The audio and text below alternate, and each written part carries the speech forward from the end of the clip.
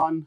Welcome to this session on improving cost visibility and allocation. My name is Matt Calsert. I'm a senior technical product manager at AWS, and I'm joined by Sherry Wooldridge, who's the cloud FinOps manager for 3M Digital Science. Today, we'll be covering a few high-level concepts that will help you with your cost allocation and visibility journey.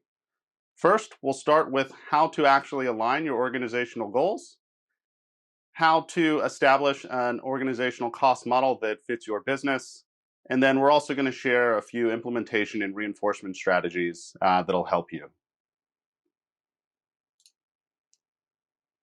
So we really want to move beyond reporting. Again, like numbers without context, like don't add a ton of meaning. And so what we're going to share here are different ways that you can make more informed financial decisions. So this is really, again, around connecting the dots, providing context on the cost and usage data that you're generating on AWS. And so once you have an effective strategy in place, the types of questions you're going to be able to answer are: who's incurring the spend? Which areas of your business are growing most rapidly? Who within your organizational structure is actually responsible for optimizing that spend? And then if you're doing a chargeback model, like how much of the overall spend across your organization should be allocated to each individual team? So there are a few things that you want to consider when you're establishing these different baselines. And so we've kind of broken them out into four separate structures. First, around how your organization is actually structured. So are you operating on a cost center model or a team-driven model? Like, do you track cost by environment or application?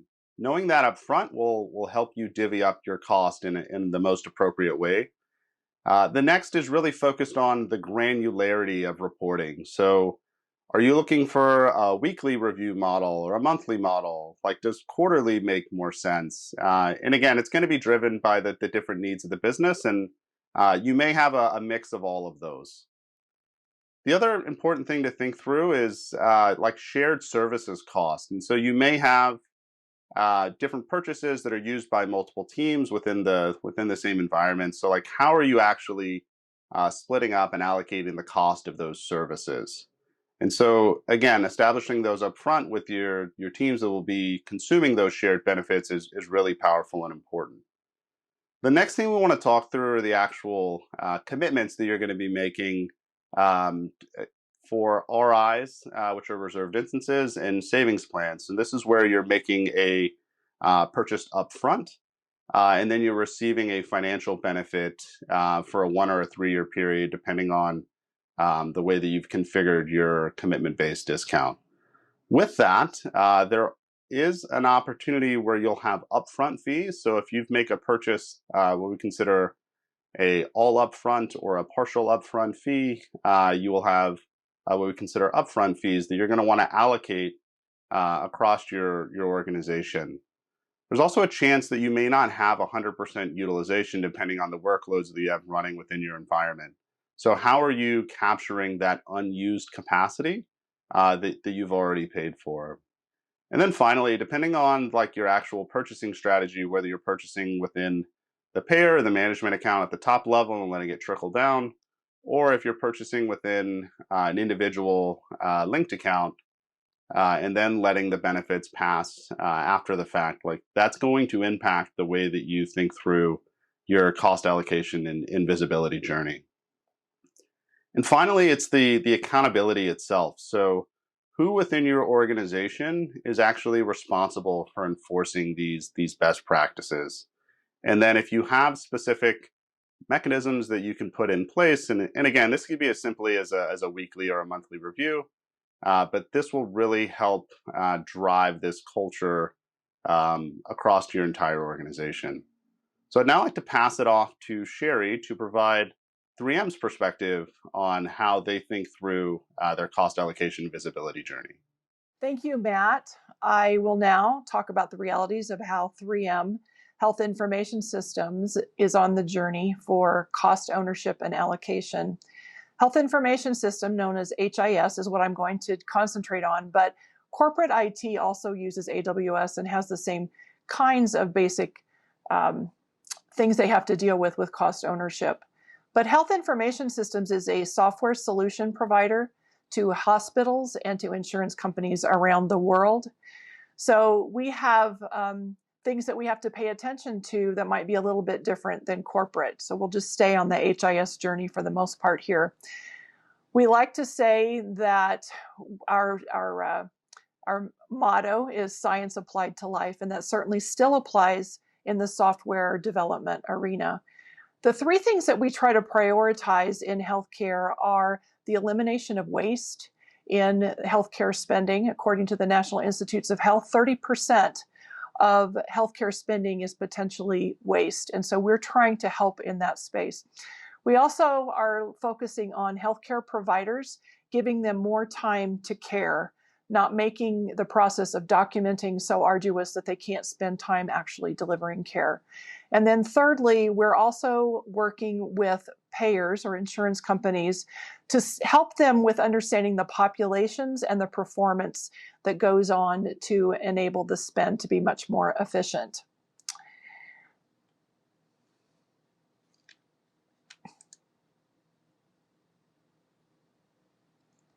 Let me talk a little bit about the FinOps organization in health information systems.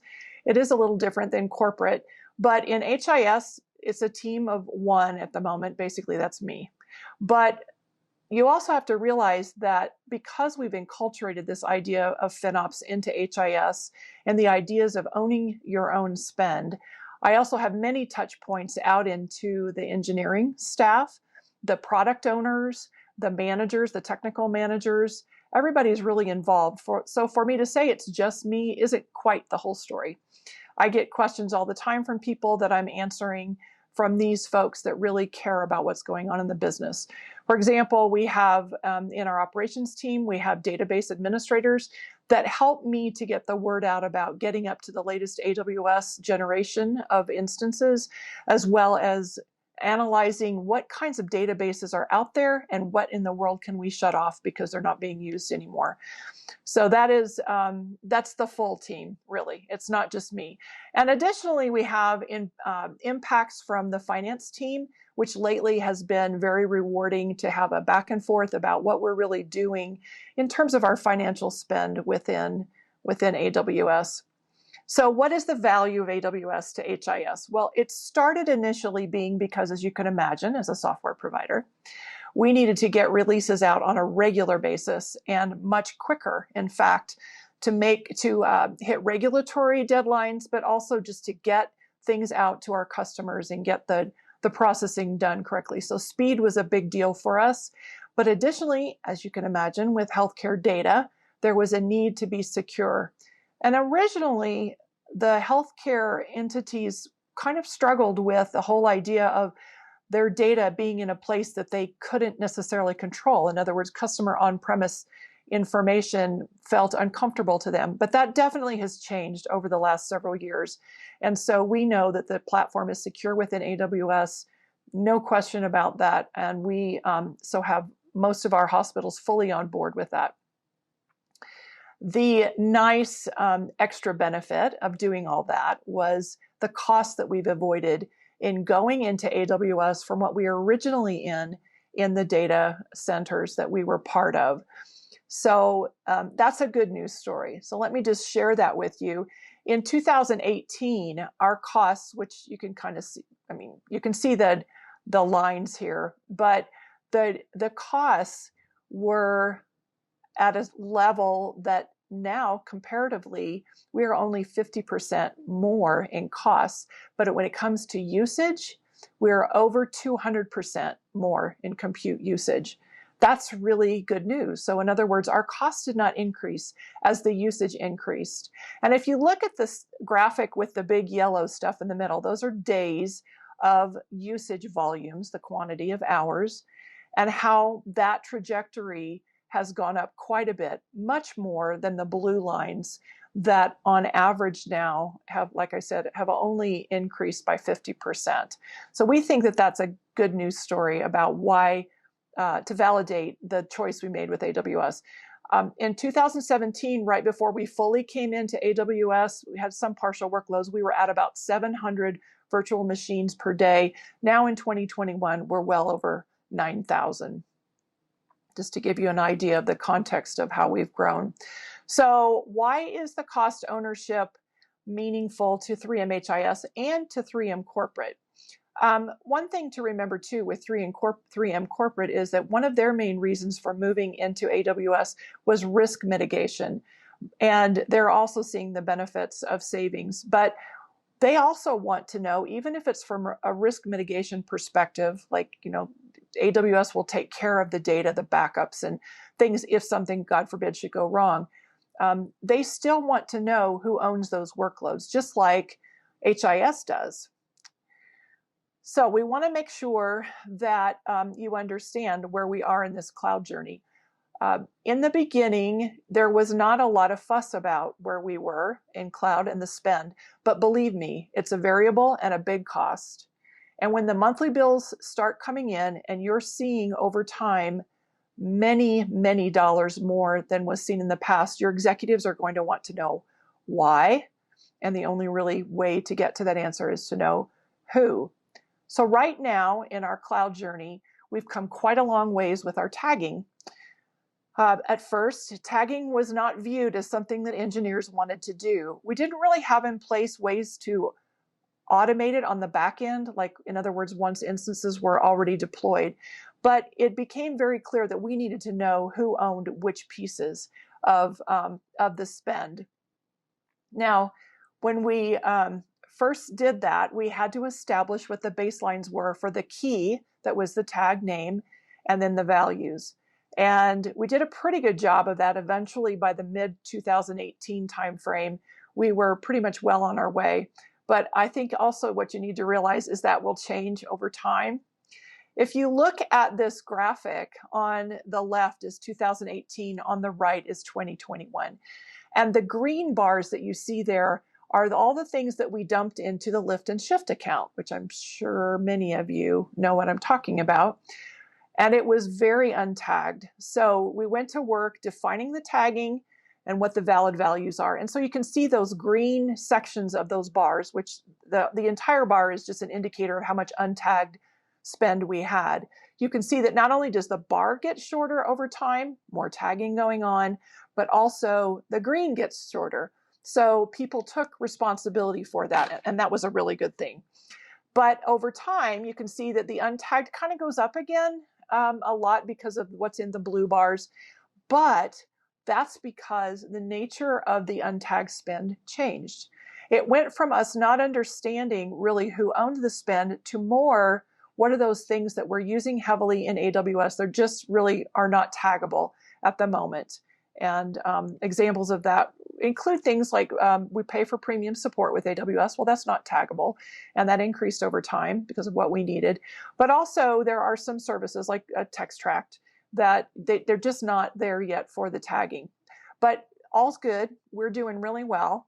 And we like to say that we're doing better than most of our peers. That seems to be what the indication is. So another part of our journey has been communication. And believe me, that's always tough because how many different ways can you communicate? We did it by email a lot in the beginning, blasted out to all of the many hundreds of engineers that we have. And then we did some in Yammer. We do a lot now in Microsoft Teams, and we give people a heads up on this is what's expected. Oh, hey, by the way, there's some stuff that needs to be cleaned up. Those kinds of things. The communication never stops. And as we go into more and more of a showback mode with these teams, they want the communication. They want to know what's going on. It doesn't need to be a secret. The other thing that we've done is standardize our account creation. We have a way of doing it. We call it PEZ, like the PEZ dispensers of old, but really it's based on Control Tower, the AWS tool Control Tower. And we are able to pump out lots of new accounts because of new product, but also because we need sandboxes, more ephemeral kinds of accounts that are used by the engineers.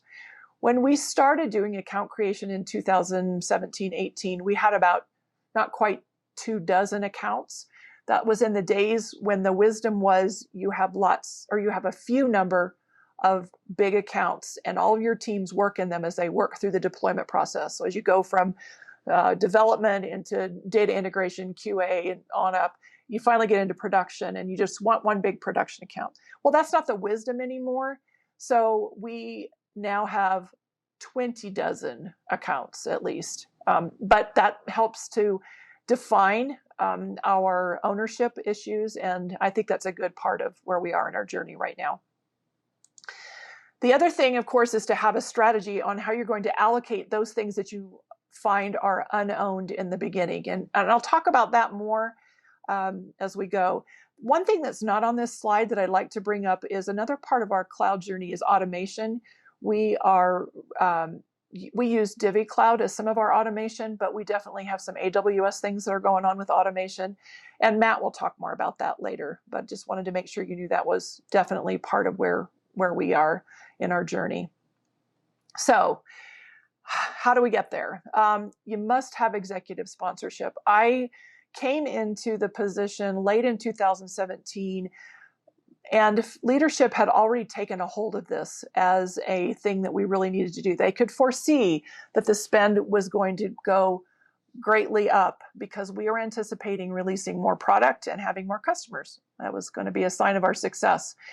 But I think in the case of leadership, there needs to be an emphasis first on the ownership, and then, of course, later on the allocation.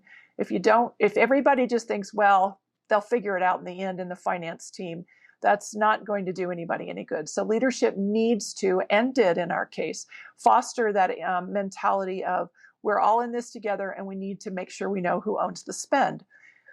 And what leadership understood is that the value of FinOps establishing that kind of mentality is that it frees up cash so it can go for something else. So that's definitely a good thing, is to have freed up cash, and then to have ongoing support as you go. The next section on this about how did we succeed in the FinOps mentality is that we have very visible spend and that it's contextualized. In one of the Twitch channel sessions, Alex Head of AWS said, the name of the game is visibility, visibility, visibility, kind of like the real estate, location, location, location. And it's true, it has to be visible. That's also, by the way, in the software world, an agile concept. Everything needs to be visible. We don't hide anything. We talk about the standards, we talk about the anomalies, everybody sees the same data, and we make sure that people know which parts they're part of. You also have to make sure that everybody knows that compliance is expected. So part of the outcome is that at the end of every day, anything that can be tagged will be. One of the reasons is the bigger outcome is forecasting and the ability to come up with unit measurements, which Matt will talk about a little later in another session, actually. So it's really important to have that idea of why are we doing this in the first place? Yeah, we need to free up cash. We need to know how to forecast this crazy variable spend, and we're all in this together. Also, when you have all of these things visible, you know more what to do. When you have anomalies, you are going to have anomalies. You're going to have days when something spikes 200%, and you better be able to know why that is. This slide also talks more about the automation. We have the mentality in the software, this software space, that you build it, you own it. And so that's expected, but you still have to scan for compliance ongoing. You still have to have a team that watches that continually. Yes, you can have automated things that will give you the information too, but sometimes some of the things we found have been just running a report and paying attention to the data. We also want to make sure that we're having in our automation communications between what's expected from engineering, security, finance, those kinds of things, so that we don't automate things in the wrong way. But that's definitely been part of the mentality of how we make this work. Thanks, Sherry, for sharing your perspective on how to really drive alignment across the organization. What I'd like to start on next is sharing a few different models that we have at your disposal to really achieve the goals that that you want to drive towards. So you're going to see I have 8 different strategies here. That might sound like a lot, but it really is going to be dependent on the goals that you're looking to drive towards. I'm going to cover the simplest ones first, and that's the account based cost allocation model. That's where you have everything spun up within a given account, which allows you to isolate and know exactly what the cost of those accounts is. So common practice is to have an account per environment, and possibly an account per application, depending on how you have your workloads set up and configured. That's really helpful when you can isolate, but it doesn't cover all different opportunities. And so you may have similar resources running, or resources that are responsible for an individual team, and then a tag-based strategy may make more sense. And so let's say that I'm an IT organization, and I want to tag by environment, but I want to capture that across the entire organization. And so a tag-based strategy there is really helpful. So there are times where you want to build on top of your cost allocation tags, and that's where cost categories comes into place. So you can think of cost categories as you being able to apply business logic on top of your existing cost allocation tags. That's going to allow you to do a mix of allocation based off of account, based off of tag, and then you also have different operators. So you can have an and strategy, an or strategy, as well as a not strategy. So if there's certain things you want to exclude from allocation, or you want to join 2 particular views together, cost categories is a really helpful service to allow you to do that. There's other approaches that are a bit more straightforward, just measuring the on-demand ratio relative to any sort of commitment-based discounts that you've made. You can also strictly operate off of consumption. So this is more of a usage-based approach. Telemetry is where you're overlaying your existing user data on top of a set of data like your cost and usage report. This will allow you to really get at tenant level cost. And so if you're in a shared services environment, using the telemetry data may be really helpful there. And then for things where you don't have a strategy in place, or let's say you have spend that's not taggable, fixing on a fixed allocation strategy. So this is just saying specifying upfront that I want 50% of this spend to go to this particular cost center or this tag. That is also a helpful strategy if you still have certain unplanned spend. And then your equal allocation, that would just essentially be like peanut butter spreading across the cost for your individual respective parties. So now I'd like to get into, I mentioned before the idea of accounts and tagging. And that sounds like a lot, especially as we operate in a multi-account environment. We really want to give you the tools in place to essentially set up guardrails, so this isn't requiring constant maintenance. So the way that we do this is we do have what we call tagging policies. And so what this allows you to do is really enforce standardization of tags. And what do I mean by that? And so without the tagging policies, you can have 3 different variations of environment, both capital and lowercase. Maybe one's misspelled. But this allows you to have standardization across your tagging taxonomy, both at the key and the value pair standpoint. So you can even specify which values are even eligible to be included within a given tag key. So another really helpful mechanism here is that you can also set up that your resources are tagged by default. This is an AWS config capability. You can even set up points of what we call auto remediation. So let's say that you wanted to terminate a specific resource that wasn't following your tagging taxonomy. That's something that AWS config can help you with. So now I'd like to pass it off to Sherry to explain exactly the cost allocation strategies that the 3M has in place today.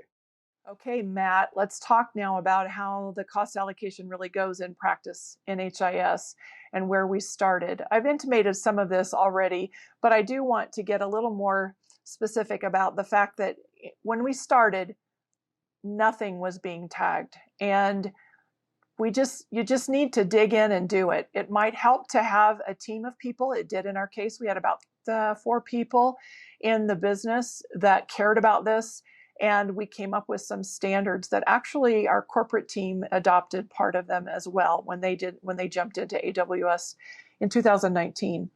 So originally, yeah, we really didn't have a way to do it. We kind of did consumption based. And once the tagging and ownership started really happening, then we could tell who the big spenders were. And based on that, then we could kind of look at a ratio and start assigning costs that way. But let me tell you, then we had this explosion of products going into AWS, and we started making more accounts because we were doing the right thing for our customers. It was working well. So I say that because your concept of how you're going to define ownership may change over time, and ours did, in fact. So we had to figure out what were the ways that we could do it in this new space of being successful in the cloud. Option one was to take a look at the percentage of the business unit's revenue to the business and apply that same percentage to the spend. As it turned out, we did not decide to do that, but that is a valid one you could go into. Instead, what we do is we say we take a percentage of the AWS spend owned by the major teams, and then from there, we take that percentage into some of the other areas that are not allocated yet. So we have some specific accounts for teams. I mentioned before we have sandboxes for individuals, but for some teams going from the development into the production arena, they have their own set of accounts. So that's pretty easy when you can take an entire account and allocate it or assign ownership to it. Then you really don't have to allocate it. You already know what it is. But even with those accounts like that, you still need tagging ownership and at a pretty detailed level. So where we are right now is that we have that detailed look, and then we aggregate those into a roll-up, if you will. We roll it up into a product level, and then we further roll up that into other things like a business unit level or a platform level. And now the trick with that is as your business changes, you may have to redesign those roll-ups and aggregations. And you can do that in AWS cost categories, and Matt will talk about that. But we use Cloudability to do that. And what happens is once you reorganize your data, then you need to reprocess it all. So we've had a couple of times when that's happened in the business, acquisitions, for example, and we have to reprocess the data, and we've done that back through 2018, so that now the data reflects the realities of where we are, and it accounts for and can show trends from where we started. We also, when we're doing allocation, we have to take into account things coming up that we know that are big things for certain products, big initiatives for certain products, and so that's always part of the deal too. So in practice, how else do we handle this tagging? It never ends, by the way. You're always going to be emphasizing tagging, and you're probably on a regular basis going to be changing the tagging. But even if you get your tagging under control, it needs to be said that tagging in and of itself doesn't solve everything. Right? It goes to a certain level, and then you have to start looking at the bigger picture of really the allocations that happened on the back end. In this graphic, the blue back in 2019 shows that there was a lot of untaggable spend. I've kind of alluded to that before, but what I want you to see that as we march through the months, every bar is a month there, that untaggable spend has been pretty consistent. So we've done a great job in tagging, but we still have this issue of we have to take untaggable spend and hand it over to those teams that have a part in that. The orange sections are the platform parts of our products. And in software, that's another piece that needs to be accommodated. So you can see that orange has actually grown over time because we're adding more functionality into our platforms. That's a good thing. So not complaining, it's just that you have to be aware that you're probably going to have to take a look at this every several months to make sure that it's being adequately allocated. So now Matt is going to talk through some of the AWS services that enable all of this to become a successful implementation for your products. Thanks, Sherry. I couldn't agree more. Really kind of understanding what you do with that untaggable spend is really, really important. So what I'd like to do now is kind of go, like we've talked a lot about concepts, and like I want to move beyond that because it sounds like you need to have everything figured out. It needs to happen immediately. But in reality, like while the best time to start your cost allocation practice may have been yesterday, like the second best time to do that is right now. And so what I'd like to do again is just kind of talk through in recap some of these considerations that you want to put in place. So you really want to understand, are you operating on a showback model like Sherry had mentioned earlier? Or are you going to actually charge back? Is there going to be a financial transaction across your accounting team to really capture these costs once they've been accrued? I tend to find that you showback is great to start, and then as you get more mature, it may make more financial sense to operate on a chargeback model. I mentioned earlier around the purchasing strategy for your commitment-based discounts. Again, those are your reserved instances and savings plans. That's going to impact your cost allocation strategy. So just understand that there's trade-offs there. It may make it's easier from an organizational standpoint to purchase centrally, but it is more difficult then to explain why certain benefits were allocated where they were. What you really want to do is make sure that regardless of your approach, that it's both fair and equitable. Like you want your end customers to gain visibility, not have more questions after you've applied these strategies. And the way to do that is just to be methodical in nature and making sure that there's a methodology that not only you can understand, and so it needs to be explainable. And the best way that we've found to do that is to really make sure that like you're taking a data-driven approach. And so it should be easy for your end customers or your teams to be able to trace back the logic that was applied that got them at their final bill. So what I'd like to do now is kind of walk through like what are the actual mechanics of doing this. And it all starts with like actually activating these tags. We call them cost allocation tags. So there's a section in the billing console called cost allocation tags. They're broken down between user generated tags, and so those are tags that you've actually created yourself and applied at the point of resource creation or maybe after the fact. And then there's what we call AWS generated tags. And so this is like this particular resource was created by this user group or role at a given time frame. So there's some things that you want to kind of keep in mind. So you need to actively activate those cost allocation tags. They're not on by default. It generally takes up to 24 hours for us to be able to index your data before those tags are going to be visible. And then the last piece is this is all forward-looking. So while there are tools, outside of AWS that will retroactively apply your tags, and I think Sherry talks about this. What you want to know about the AWS native capability is that it's all forward-looking. So if you activate them today, you'll see them starting today, moving forward. So what does this actually look like once we have cost allocation tags in place? So what I'm showing you here is a view within Cost Explorer, which is another free service that we provide to provide visibility of your cost and usage data. And you can see here that we allow you to both group and filter your cost. And so this is showing a group by capability where we're actually filtering on a tag, and that tag is called service. And then below, so we're grouping at the top by this tag, and then you're seeing the tag values below. And so you can see the breakdown over the last 6 months for this given tag, which is, again, a really helpful view if you're trying to track the cost of your individual services that are running.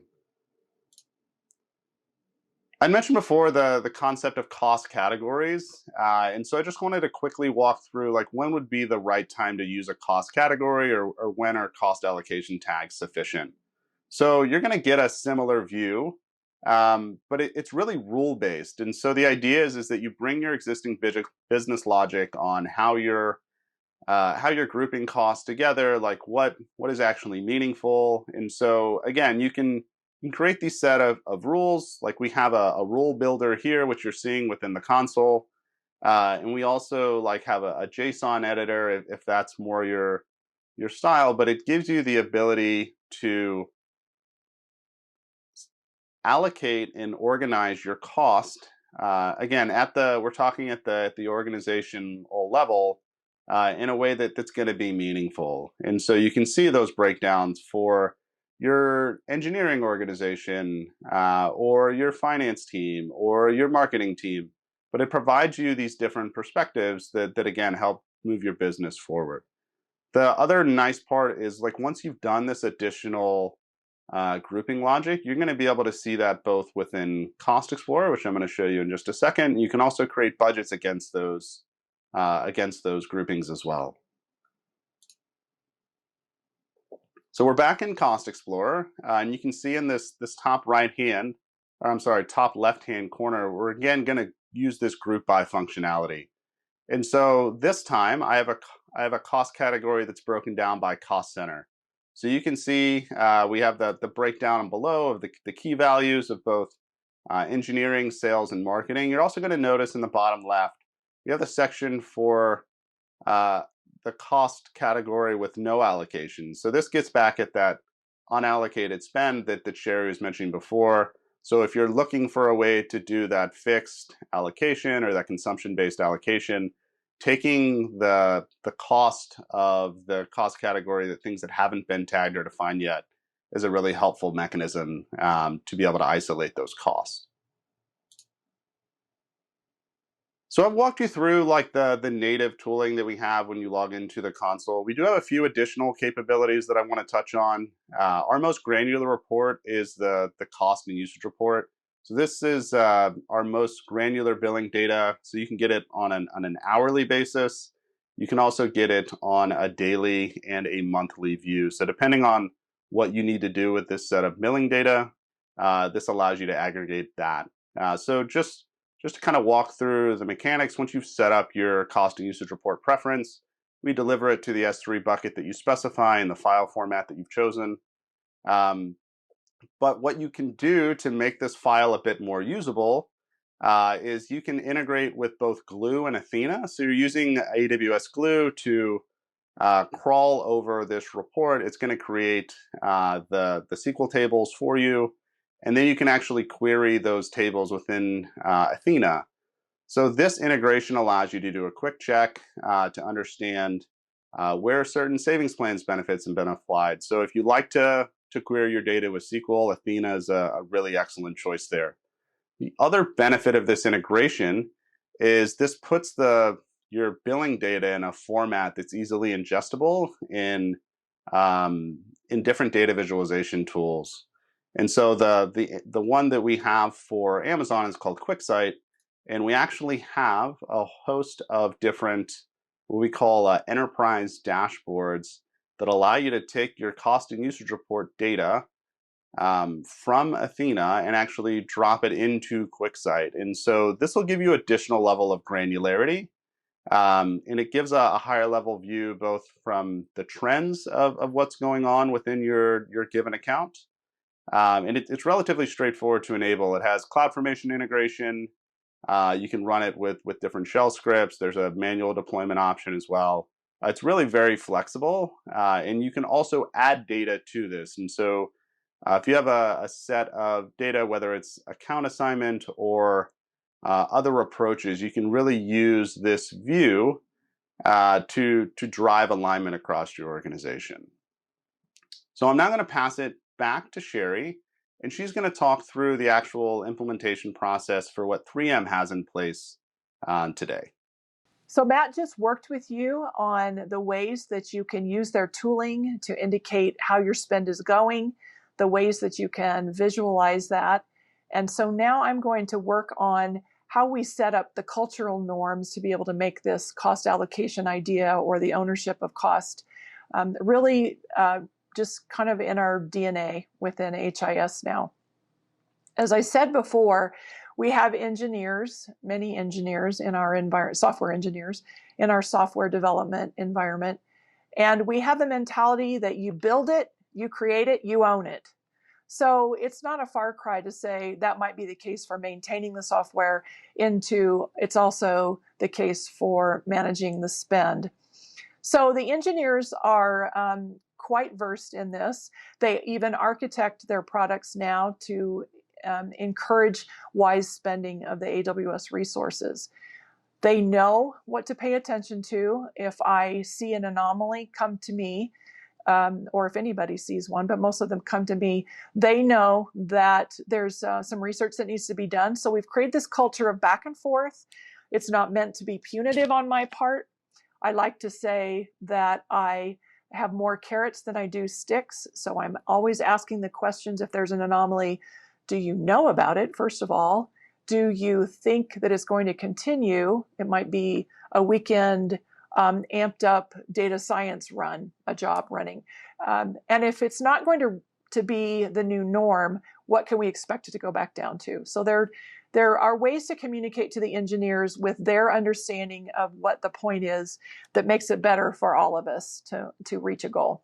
But they're always learning new FinOps principles. And as we hire on more engineers, we have to continually reinforce these FinOps principles, tagging, spend ownership, and how they roll up into the business to run the business. The other cultural norm we have now is pulling in finance to these conversations and the executives. They're learning the vocabulary of cloud. We pretty much try to keep the same vocabulary throughout all of HIS and now even in corporate, as they also are using the same tooling that HIS is in terms of the partners that we use, DivvyCloud and Cloudability, but also the other things within within AWS that make us successful as well. So finance and executives, they're on board with this too, and this culture. We also want to make sure that people understand within this culture that we're looking at trends and that expectations are communicated across the division. It's not just one moment in time that we're trying to encourage. It's the trending. What's been going on in the last 6 months? Is that very different than what went on in the last 2 years? How do we need to adjust the kinds of instances we use? How does that affect the savings, the prepaid discounts that we've done, or the RIs and savings plan purchasing? All those things factor in when everybody's speaking the same language.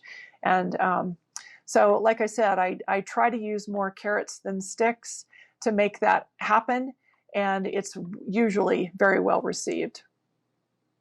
Let me also say that, or remind people, that an increase in your cloud spend is not necessarily a bad thing. In our case, we're excited when we see it happen with new products that mean more customers are using them. So an increase in spend needs to be watched, but not viewed in a negative light. And the converse of that is decreased cost isn't necessarily a good thing. There have been times when we've seen costs go down, thinking that teams were getting very efficient, they were right-sizing, they were turning stuff off, only to realize, yeah, we were downsizing a particular initiative. But that was good for the business. We always try to manage our portfolio. But decreasing costs isn't necessarily always a good thing either. So everything all in context. So what are the positive results of what we're doing in AWS? We feel like we have a much better handle on the cost of goods sold when it comes to creating new software product. Basically, it's an operational expense. It's this kind of computing is no longer viewed as a CapEx or capital expense, but more as operational. And the way that we've done that is to make sure, again, as kind of a recap, that we're naming accounts in a way that indicates ownership so that executives can see it. And also keep them updated when it comes to regular reporting. We find that when new products come on and they're trying to figure out their cost of goods sold, that they usually overestimate it based on their history of using more capitalized equipment. So that's always a good thing. It seems to cost less than we thought it was going to. The other positive benefits of establishing this kind of culture are that we just have better alignment between our business units and between the software development teams themselves. People want to know how what they're doing affects the spend with other teams. And as the organization changes, we have to know how that affects the spend as well. The way that we change in the background, as I talked about before, with aggregating the spend in different buckets has been really helpful over time and given us a better picture of really where the data is being spent or where the spend is going, what the data reflects in that. The other result of knowing where your ownership and allocations are going is that it's much easier to forecast. Let me tell you that that's always a trick in the cloud world, is forecasting out for 12 months. We can barely forecast out for 3 months sometimes. But if you know who owns what, you can have those conversations and ask, well, what is the business plan for next year? And then do some extrapolations. There are also tools within AWS, within Cloudability, and other partners that give you some forecasting help. So use those, and you'll save yourself a lot of grief. It also allows the whole idea of using unit metrics to make things better for your the trending and reporting to executives. We have a natural language processing kind of software that we're able to see the costs per document and other things that have helped us to make some decisions about where to put workloads and the best way to do that. So, Matt, let's land the plane. Let's let these people understand what we've tried to tell them. Thanks so much for sharing, Sherry.